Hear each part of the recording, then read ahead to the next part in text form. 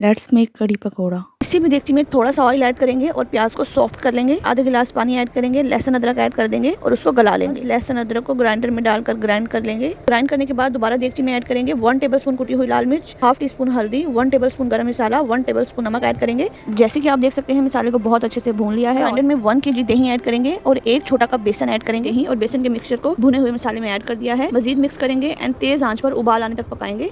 पकौड़ों के लिए 3 अदद लिए हैं आलू, 3 अदद लिए हैं प्याज, पाव लिए है पालक, आधी गट्ठी लिया है हरा धनिया, आधी गट्ठी ली है पुदीना, 5 से 6 अदद ली है हरी मिर्च, 1 टेबलस्पून कुटी हुई लाल मिर्च, 1 टेबलस्पून साबुत धनिया, 1 टीस्पून नमक, 1 टीस्पून जीरा, 2 चुटकी मीठा सोडा। बेसन ऐड करेंगे पाव। पकौड़ों को फ्राई कर लेते हैं। दूसरी तरफ आप देख रहे हैं कड़ी पक रही है, पानी में उबाल आ गया है। कड़ी में तड़का लगाने के लिए आधा चाय का चम्मच हमने लिया है कुटी हुई लाल मिर्च, आधा चाय का चम्मच लिया है जीरा, आधा चाय का चम्मच लिया है गरम मसाला, गोल लाल मिर्च ली है 9 से 10 अदद। कुकर होगा और मिक्सचर गाढ़ा हो जाएगा, उसमें पकौड़े ऐड कर देंगे। साथ ही तड़का लगा देंगे। बहुत मज़ेदार सी कड़ी है बिल्कुल तैयार।